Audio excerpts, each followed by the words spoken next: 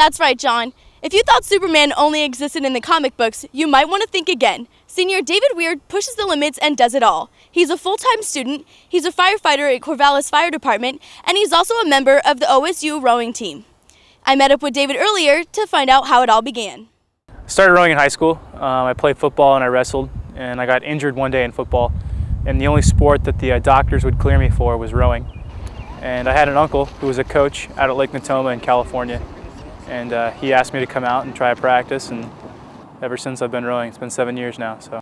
David is an exercise and sports science major and has big plans for his future career.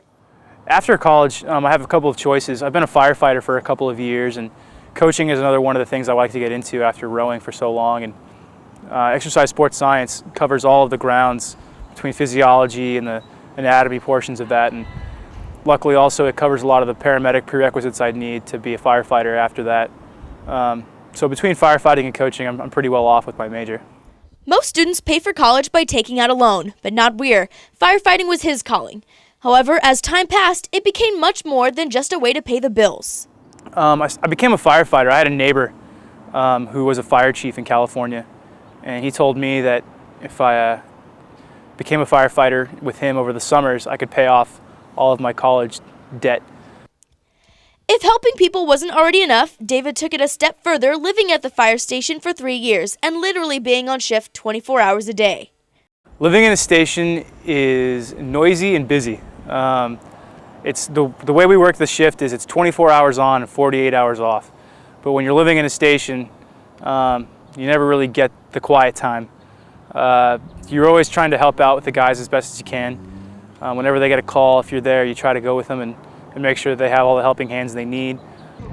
When David's not in the classroom or at the fire station, he's most likely out on the river or in the weight room with the rest of his teammates. The men's team is currently ranked 15th in the nation going into the national championships. The team has done fairly well this season. At the Pac-10 championships, the varsity and junior varsity heavyweight 8 crews finished 4th, and the freshman heavyweight 8 crew finished 5th, to tally for a 4th place finish overall. Now David Weir gives us his opinion on their performance this season so far.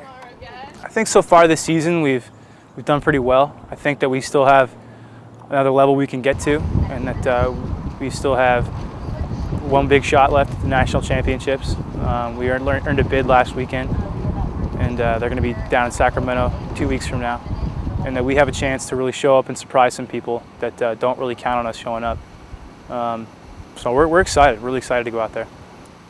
Here at Oregon State, we are always proud to see our athletes go on and achieve bigger and better things, and David has done just that.